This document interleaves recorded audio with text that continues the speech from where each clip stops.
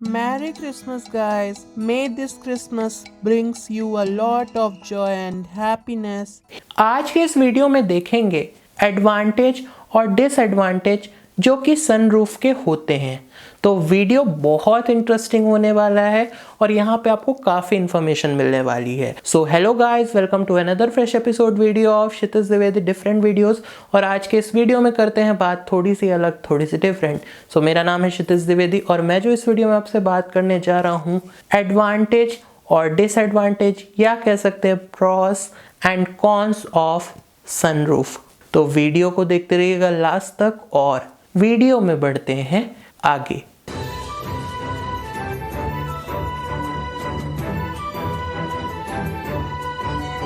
अगर मेरे से पूछोगे तो ये एक प्रैक्टिकल डिसीजन बिल्कुल नहीं है। 1,50,000 खर्च आप कर रहे हो ज़्यादा बिकॉज आप सिर्फ अट्रैक्ट हो रहे हो सनरूफ के लिए और थोड़े बहुत फीचर अपग्रेड के लिए, तो ये डिसीजन मेरे हिसाब से प्रैक्टिकल नहीं है।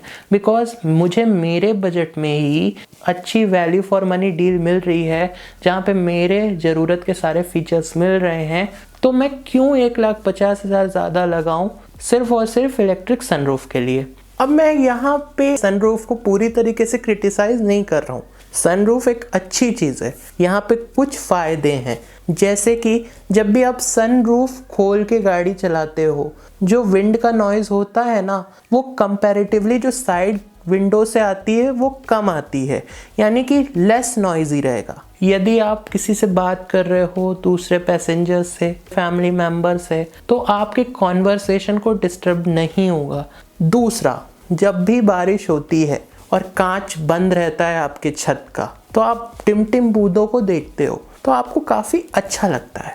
थर्ड, एक प्रीमियमनेस और लग्जरी आपकी गाड़ी में ऐड हो जाता है। गाड़ी निकालते हो, यदि आपकी गाड़ी में सनरूफ है, ऊपर जब भी कोई देखता है तो लगता है हाँ अच्छी प्रीमियम गाड़ी है और टॉप मॉडल है। किसी भी गाड़ी के टॉप मॉडल में ही आपको मिलती है आजकल। आपका कैबिन नेचुरल लाइट जो रहती है सन की, क्योंकि उसे सनरूफ ही कहा जाता है, तो ज़्यादा कैबिन को एलिमिनेट करने में मदद मिलता है उससे। सनरूफ होने से गाड़ी में आपको कभी भी ऐसा नहीं लगेगा कि आपको सफोकेशन फील हो रहा है, और जो ओपननेस रहती है ना वो ज़्यादा होती है।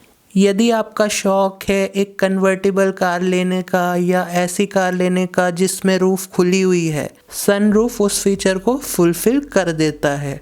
अब मैं यहाँ पे आपको बताने जा रहा हूँ जो इसके डिसएडवांटेज है। पहली बात कर रहा हूँ यहाँ पे स्ट्रक्चर की। मैं स्ट्रक्चरल स्ट्रेंथ का क्या मतलब है, ये हमारी कार है और ये कार की छत है, छत रूफ है। अभी ये कॉन्टिन्यूस फॉर्म में है, ठीक है, यहाँ पे कोई भी होल वगैरह नहीं है जो सनरूफ के लिए किया गया है।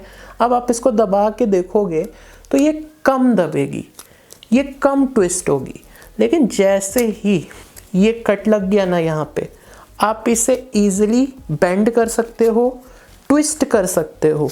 तो स्ट्रक्चरल स्ट्रेंथ जो है ना वो सनरूफ लगाने से छत की, रूफ की, वो कम हो जाती है। किसके कंपैरिजन में? जिस गाड़ी में सनरूफ नहीं होती, एक ओपनिंग कट कर देते हो किसी भी एक शीट पे, स्ट्रेंथ है वो कम हो जाती है उसकी। दूसरा, बच्चों को जनरली चलती गाड़ी में सनरूफ से अपना सिर बाहर निकालने की आदत होती है। एक इंसिडेंट हुआ था, एक छोटी सी बच्ची सनरूफ से बाहर देख रही थी, पतंग का मांझा, ठीक है, शार्प वाला, उसकी नेक पे आया, उसकी गर्दन कट गई। So it also causes injury. जो छोटे बच्चे वगैरह होते हैं ना, या हम ही कभी कभार चलती गाड़ी में सर निकाल के बाहर देख रहे हैं, तो हमारी गर्दन कट सकती है या हमारे सिर में कुछ भी लग गया।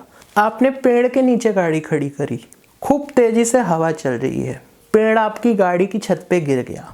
बिना सनरूफ वाली गाड़ी की छत पे यदि पेड़ गिरता है तो छत पे डैमेज होता है। यदि बहुत भारी पेड़ है तो आपकी विंड स्क्रीन भी टूट जाएगी, विंडो भी टूट जाएगी, बस एक्सटीरियर कोई नुकसान होगा। आपकी गाड़ी में इलेक्ट्रिक सनरूफ है या पैनोरामिक सनरूफ है, पेड़ गिरा, छत डैमेज होगी, विंडो डैमेज होंगे, विंड स्क्रीन डैमेज होंगे, साथ साथ पूरा इंटीरियर खराब हो जाएगा। जो जो पार्ट्स इंटीरियर में हैं वो सारे भी डैमेज हो जाएंगे। हर कांच टूटता है, तो सनरूफ का कांच भी निश्चित टूटता होगा, भले टफ एंड ग्लास है। यदि कोई ऊपर से पत्थर मार दिया, अब आपकी जो रूफ है वो तो बची नहीं। यदि पैनोरामिक सनरूफ लगी हुई है तो किसी ने भी ऊपर से पत्थर भी डाला तो डर होता है। और जब भी सनरूफ टूटती है, इसको रिपेयर करवाने का चार्ज बहुत ज़्यादा होता है और रिपेयर करना बहुत इजी भी नहीं होता। ये आम मैकेनिक नहीं कर पाते, इसके लिए आपको स्पेशली गाड़ी को ले जाना पड़ता है अच्छे स्किल्ड मैकेनिक के पास। हम गाड़ी चला रहे हैं, ओले गिरने लगे या किसी ने ऊपर से कुछ भी फेंक दिया, वो सीधे पत्थर उस कांच को तोड़ेगा और सीधे अंदर घुस जाएगा। आप अंदर बैठे हो, वो पत्थर आपके सिर पे आके लग गया, गाड़ी का जो वेट है वो पूरी बॉडी की वजह से, उसमें हमने एक्स्ट्रा वेट ऐड कर दिया जो कि सनरूफ के रूप में है। पैनोरामिक सनरूफ 90 किलो 1 कुंटल तक का वजन रखता है। उससे माइलेज में कहीं ना कहीं थोड़ा बहुत डिफरेंस आ जाता है जिस गाड़ी में सनरूफ नहीं होती उससे। जो सनरूफ होता है उसका जो मटेरियल रहता है वो ग्लास का रहता है और वो जो इंसुलेशन प्रोवाइड करता है ना आउटसाइड टेम्परेचर से, वो काफ़ी कम प्रोवाइड करता है एज कंपेयर टू जिस शीट की गाड़ी बनी है। तो अगर आप एक सनरूफ वाली गाड़ी लेते हो, ज़्यादा ठंडी भी लगेगी अगर एक बिना सनरूफ वाली गाड़ी से कंपेयर करें, और ज़्यादा गर्मी भी लगेगी। भले आपका वो कवर बंद हो, जो ढक्कन रहता है हम लगा देते हैं या ऑटोमेटिकली लग जाता है, इंसुलेशन कम देखने को मिलेगी। और यदि हमने सनरूफ खोल दी तो बारिश भी अंदर आएगी। जब आप एक नई गाड़ी खरीदते हो सनरूफ देख के कि उस गाड़ी में सनरूफ है, 2 से 3 बार तो यूज़ कर लिया रेगुलर बेसिस पे, उसके बाद आप भूल जाते हो कि आपकी गाड़ी में सनरूफ है भी। मैं एक्सेप्शन की बात ही नहीं कर रहा हूँ यहाँ पे, जो बोलते हैं नहीं हमारा तो रेगुलर काम है सनरूफ खोलने का। मैं उनकी बात कर रहा हूँ जो एक मिडिल क्लास फैमिली से है, जो उसने गाड़ी ली है सेफली एक जगह से दूसरी जगह पहुंचने के लिए, मौसम से बचने के लिए, सूखे रह के एक जगह से दूसरी जगह जाने के लिए। आप ऑफिस जा रहे हो तो क्या आप सनरूफ खोलने के बारे में एक भी बार सोचोगे?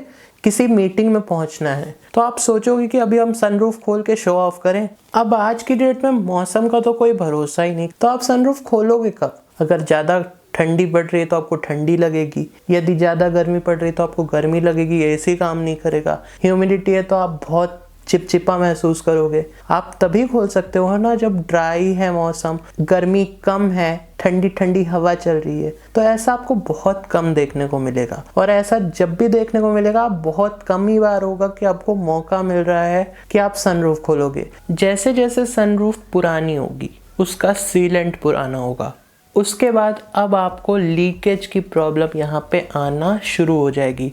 एक अच्छी वर्किंग कंडीशन में अगर हमें सनरूफ रखना है, मोटर हो गई, इलेक्ट्रिकल कंपोनेंट हो गए, मैकेनिकल असेंबलीज हो गई, तो ये सब को मेंटेन करना भी एक बहुत इम्पॉर्टेंट फैक्टर बन जाता है। कभी आप गाड़ी चला रहे हो, कहीं दूर गए और आपने सनरूफ खोल दी। अब अगर आपकी सनरूफ अच्छी वर्किंग कंडीशन में नहीं है और वो खुली रह गई, तो फिर आप सोच सकते हैं आपके लिए कितनी खतरनाक सिचुएशन होगी वो, कि आपको सनरूफ खोल के ही गाड़ी चलानी पड़ेगी। धूल, मिट्टी, पानी, ये सारा आपके अंदर आएगा। अब गाड़ी जैसे जैसे पुरानी होती जाती है तो रस्टिंग की जो प्रॉब्लम है वो शुरू होने लगती है। छोटे छोटे एजेस हो गई या कोने हो गए तो वहाँ पे रस्टिंग फॉर्म होने लगती है। जब भी आप सनरूफ खोलते हो और जो ओपनिंग मिलती है, यदि वहाँ पे रस्टिंग शुरू हो गई तो फिर छेद हो जाएगा छत पे और पानी आएगा। उस रस्टिंग से क्या होता है, स्ट्रेंथ होती है ना रूफ की, वो भी कम होना शुरू हो जाती है।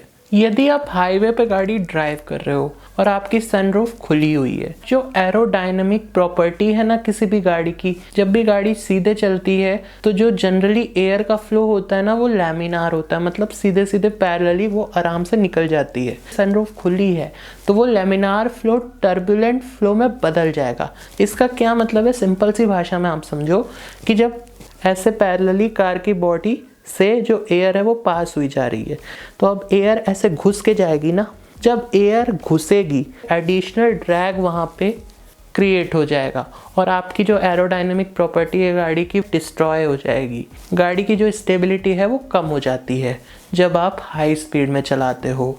सो इस वीडियो में मैंने आपसे बात करी एडवांटेज और डिसएडवांटेज ऑफ सनरूफ के बारे में। इन शॉर्ट मेरा यहाँ पे यही कहने का मतलब है, यदि आपका बजट कम का है और उस बजट में आपको एक वैल्यू फॉर मनी डील मिल रही है जहाँ पे आपको कंफर्ट, कन्वीनियंस, फीचर्स, सेफ्टी अच्छी मिल रही है, परफॉर्मेंस अच्छी मिल रही है, तो आपको उसकी तरफ जाना चाहिए, ना कि सिर्फ इकलौते सनरूफ की वजह से आपको अपने डिसीजन को चेंज करना चाहिए। तो आई होप आपको ये वीडियो पसंद आया हो। अगर आपको ये वीडियो पसंद आया हो तो लाइक करिए, चैनल को सब्सक्राइब करिए और इस वीडियो को जितना हो सके उतना शेयर करिए। So thanks for watching me so patiently and bye bye.